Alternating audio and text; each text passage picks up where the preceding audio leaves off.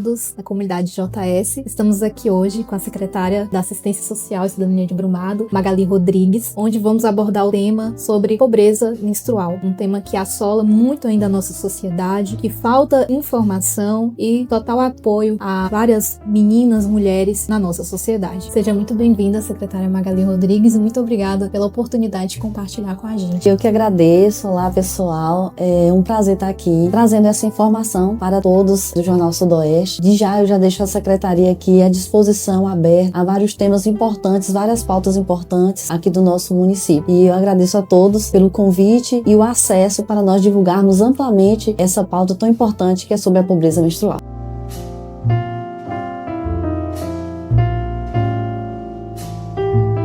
Secretária, na condição de assistente social, como a senhora define o conceito de pobreza menstrual e por que esse tema deve ser trabalhado como uma questão tão relevante? Então, a pobreza menstrual, ela é a falta dos recursos básicos, né? Os recursos básicos, quando a gente fala, os recursos básicos de higiene. Então, assim, vai muito mais além desses recursos, apesar deles serem importantes, mas, assim, é a questão mesmo da educação, né? Da falta de orientação. Então, a ausência dos absorventes, eles causam essa pobreza menstrual, mas a educação do próprio corpo, que é a importância que essas mulheres, essas meninas, elas devem ter. Então, às vezes, a pobreza menstrual não é somente na questão material, então vai muito mais além, porque existe a vivência do ciclo natural das mulheres, né? Então, assim, é uma questão mesmo da privação da dignidade. Então, eu entendo que a pobreza menstrual, ela começa por aí, né? Falta de orientação, falta de recursos, né? Para a higiene básica, o mínimo de dignidade que pode nós ofertarmos para as mulheres e as meninas. E quais são, na opinião da senhora, os principais fatores sociais e econômicos que contribuem para a pobreza menstrual no Brasil? Com certeza é a desigualdade social. É sobre a desigualdade social que assola o nosso país. Então, assim, os altos custos, né, nos materiais de higiene, isso causa esses fatores econômicos das pessoas não conseguirem adquirir esses itens. E, assim, e sobre a questão da educação do ciclo menstrual mesmo, né? Então, assim, é a questão da orientação mesmo. Então, são fatores econômicos que causam essa ausência, né, dessa proteção. De que forma a falta de acesso a itens de higiene menstrual impacta a vida escolar, a autoestima e a dignidade, principalmente de adolescentes? Então, a falta de higiene e de itens básicos causa a pobreza menstrual e, consequentemente, a pobreza menstrual é causada por falta desses itens, né? Então, assim, eu vejo que as adolescentes, quando se ausentam da escola, né, e aí acaba causando essa evasão escolar, elas podem sentir o quê? Envergonhadas, né? Aquele sentimento de exclusão, aquele sentimento que destrói a autoestima, né? Então, assim, nós que já fomos adolescentes, que já passamos por essa situação da menstruação, então, assim, quando a gente não tem o acesso a esses itens básicos, a gente sente vergonha de estar nos locais, né? De sentir despreparada para que esse momento natural do corpo humano. Então, eu acho que isso que causa essa evasão escolar mesmo. É esse risco, né? Porque causa um risco à saúde, né? Se você não tem acesso a esses itens básicos, então, como os absorventes, então acaba causando essa evasão escolar, sim. Quais são as consequências psicológicas e sociais que podem surgir quando a jovem enfrenta uma pobreza menstrual? Então, a pobreza menstrual, ela pode gerar grandes impactos na vida dessas adolescentes, dessas jovens, nesse contexto. A dificuldade de acesso a absorventes e condições adequadas de higiene pode causar aquilo que a gente falou sobre o constrangimento, sobre a vergonha, sobre a baixa autoestima também, né? Especialmente nessa fase, né? Que é uma fase crucial na vida da gente, que é marcada pela construção da nossa própria identidade. Então, esse constrangimento, essa falta de recursos, né, nessa fase da vida, acaba causando até exclusão nas relações sociais. Então, eu acho que são essas consequências, né? As relações sociais, não é? Esse absorver da identidade durante ali, até dentro da escola mesmo. Então, eu acho que são essas consequências que acabam causando nessa adolescente quando ela é privada desses recursos. Organizações da sociedade civil apontam que 1 em cada 4 adolescentes já deixou de frequentar a escola por não conseguir lidar adequadamente com o período menstrual. Então, como a senhora avalia este caso? mesmo. Eu vi, assim, que em cada 4, 1, né? Eu achei um dado até, assim, até grande. A gente não imagina, né? Então, assim, que a gente não evidencia que a realidade é tão cruel, né? Afeta tão diretamente a educação dessas mulheres. Eu creio que quando a jovem ela deixa de frequentar as aulas por causa do período menstrual, a gente vê que é uma questão que vai além da saúde, né? Eu vejo que é essa questão da falta da inclusão social, né? Então, assim, é a igualdade das oportunidades, é a permanência na escola. Então, assim, é algo que a gente vê que a evasão escolar, que a dignidade menstrual, né, acaba sendo ausente nessas adolescentes, né? E aí essa evasão escolar, que a gente pensa sobre evasão escolar sobre de N fatores, diversos fatores, né? Mas essa dignidade menstrual também influencia, né, na educação escolar. Então, é um dado grande, né? E que a gente vê que realmente causa esse comprometimento no aprendizado e no desenvolvimento dessas adolescentes. E ao longo da sua atuação como assistente social e gestora pública, a senhora já acompanhou situações que evidenciam a gravidade desse problema? Sim. É o que mais a gente encontra, né, nas extremidades do município, como assistente social, né, e como gestora pública. A gente já vivenciou muitas situações em relação a isso e eu tive a oportunidade também de acompanhar essas famílias que são vulneráveis, né, que tem muitas mulheres em suas casas, famílias que têm muitas crianças, meninas, e aí a gente vê que faltam os itens básicos de higiene, sim. E esses atendimentos que a gente realiza, né, tem toda a rede socioassistencial, a gente identifica essas famílias com essas dificuldades de suprir essas suas necessidades básicas e assim encontram esses obstáculos para adquirir esses produtos de higiene pessoal. Eu sei também que para a gente expor, né, por questões de sigilo profissional, a privacidade dessas famílias também não é conveniente, mas assim, eu posso afirmar que a pobreza menstrual é uma demanda real e presente assim nos contextos de toda a vulnerabilidade, não só aqui também no município de Brumado, né, mas em nosso país. Então assim, é algo que é real, né, e a gente vivencia isso a todo o tempo. Já foi feito algum levantamento de dados aqui em Brumado? Hoje, o município, até o momento, a gente não tem registros públicos, né, que foram divulgados sobre números, né, dados quantitativos sobre o nível de pobreza menstrual aqui no nosso município. Mas, assim, a gestão municipal, ela vem buscando identificar essa realidade, que não deveria acontecer, mas existe, né, então, assim, por meio dos atendimentos que são realizados dentro da rede socioassistencial, dentro das unidades de saúde, né, nas escolas também, a gente vem fazendo campanhas, né, então, assim, são pelos programas que são voltados a essa higiene. Então, são alguns dados que com o tempo nós teremos, né, e nós estaremos divulgando, né, essa realidade aqui no nosso município. Importante, né, essa transparência. Sim, com certeza. Hoje já existem políticas públicas ou iniciativas em Brumado para combater a pobreza menstrual? Então, o que acontece? Hoje aqui no nosso município, a gente ainda não tem um programa específico do município, né? A gente tem o programa que é do governo federal, que é sobre aquisição dos absorventes nas farmácias. Então, assim, esse já é um avanço que a gente tem, né? Então, a gente passa essa orientação para aquelas famílias que a gente atende dentro dos CRAS, dentro do CREAS, dentro do Cadastro Único. Então, assim, a gente orienta, né, e divulga esse programa que já existe, mas assim, a gente faz isso com o intuito de avançarmos nas políticas públicas do nosso município, né? Então a gente está começando a trabalhar nessa parte, a gente sabe que existe essa ausência, o custo financeiro, o alto custo de aquisição de absorvente não é barato, então a gente costuma orientar, né, e divulgar esse programa federal, né? E com o tempo a gente vai avançar aqui também com esses programas municipais. Tem algum tipo de distribuição de absorventes e outros itens de higiene nas escolas públicas, unidades de saúde ou equipamentos de assistência social como centro de referência no CRAS? Então, na rede socioassistencial, a gente tem alguns itens dentro, especificamente nos itens básicos de higiene. Sempre quando as pessoas elas procuram, dentro do possível, a gente consegue, né, alcançar essas famílias. Não é um programa municipal ainda, mas é algo que a gente consegue atender aquelas famílias que não têm aquele acesso, a gente ainda consegue especificamente ali atender naquele momento de vulnerabilidade, mas assim, é algo que a gente ainda precisa avançar como política pública no município. Mas e ações educativas de conscientização existem? Sim, sempre tem, porque assim, dentro do CRAS a gente trabalha com o programa de atenção integral à família, que é o PAIF.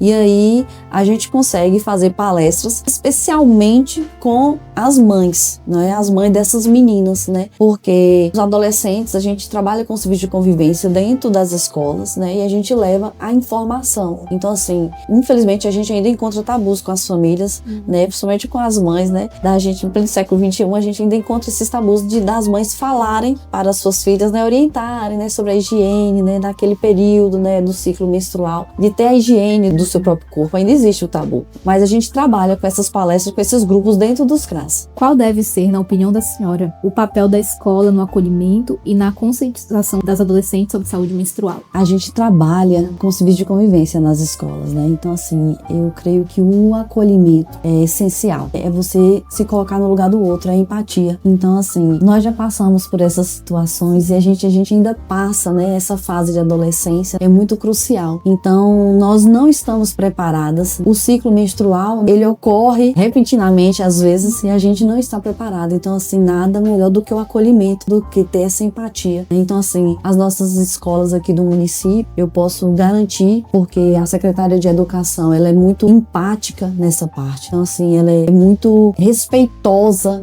nessa parte de acolher essas crianças, essas adolescentes especificamente. Então, assim, acolhimento eu acho que é tudo, porque eu acho que para falta de recursos básicos, né, então às vezes o recurso falta, mas quando você é acolhida, né, e quando você é respeitada, né, porque já basta a desigualdade de gênero também, né, que a gente enfrenta. Então, eu acho que isso que é o que vale a gente esforçar para poder se colocar no lugar do outro, né, e tentar pelo menos amenizar essa situação, esse momento que ocorre nas nossas vidas. E de que forma a senhora acha que a família também pode contribuir para combater isso? Então, eu vejo muito assim que a família ela deve orientar. Quando às vezes a família ela não tem essa orientação, ela deve buscar, né, informação. Nós temos o centro de referências que são os CRAS, né? Então, assim, é aquela família que às vezes ela é restrita do conhecimento, né? Então, eu vejo que ela deve buscar essa informação. Nós temos os psicólogos, nós temos as assistentes sociais nos CRAS, nós temos as orientadoras sociais dentro dos CRAS. Então, assim, a família que se sente às vezes até inibida, né, de falar sobre o assunto, eu creio que é importante ela levar essa adolescente, essas mulheres que estão dentro de suas casas, né, para ter esse conhecimento e essa orientação. Deve ser o papel público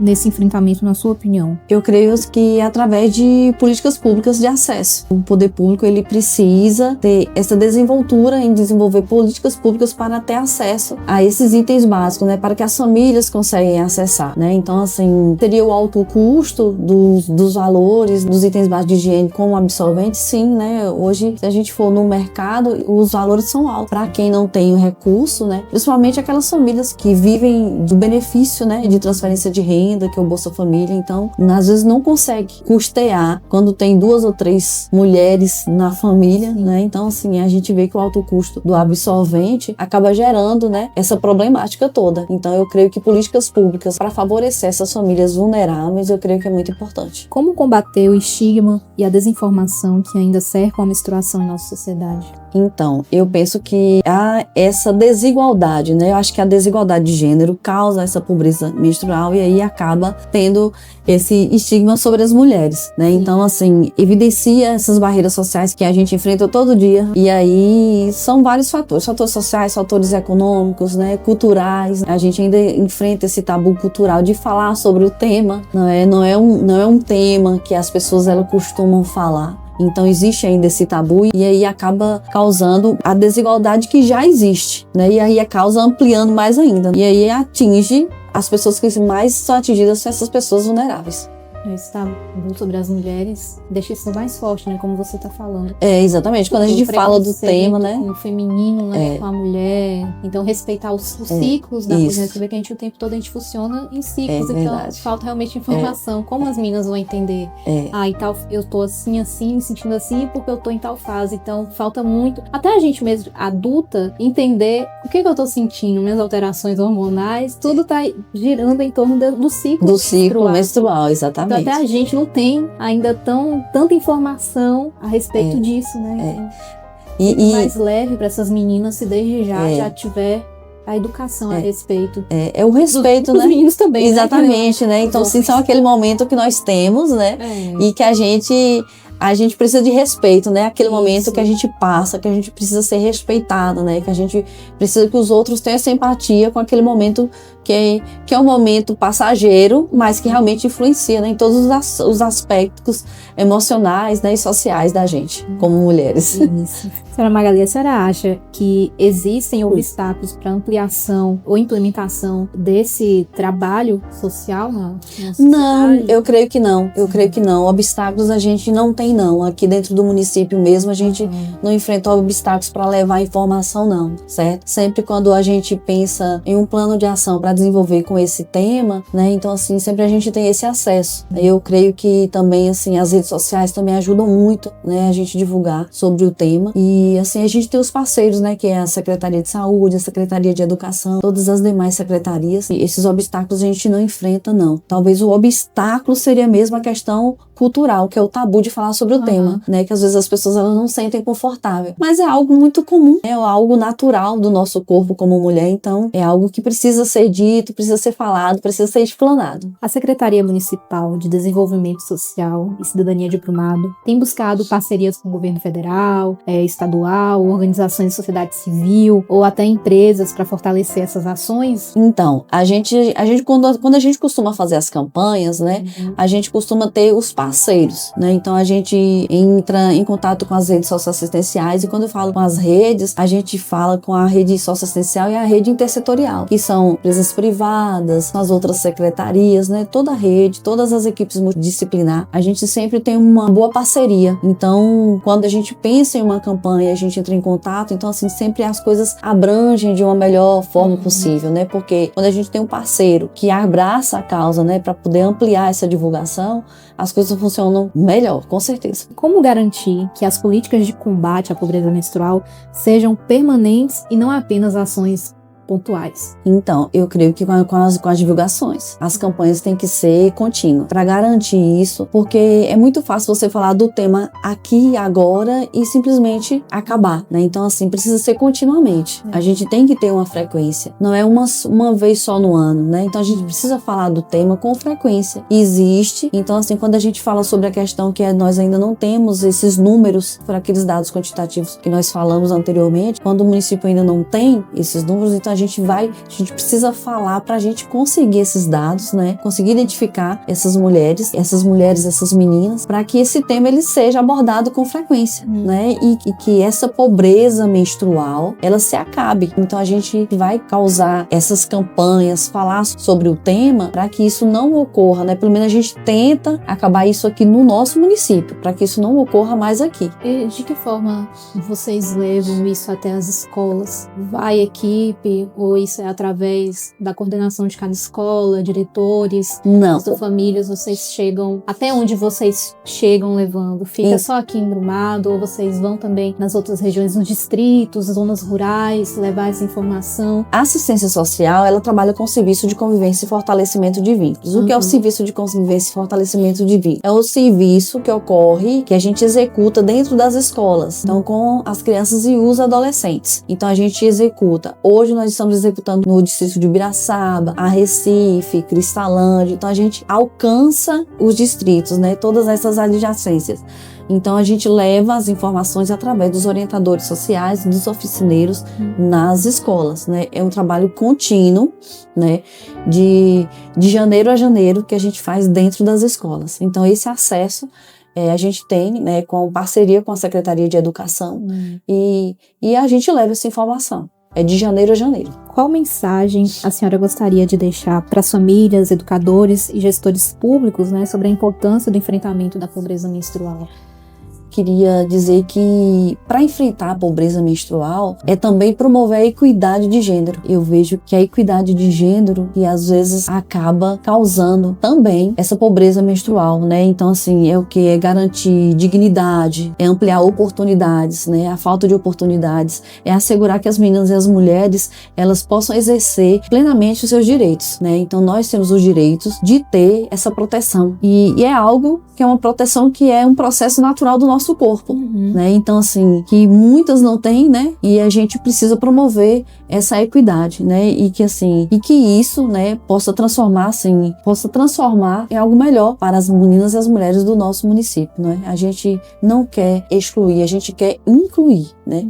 Que a inclusão seja fortalecida no nosso município em relação a essa dignidade menstrual.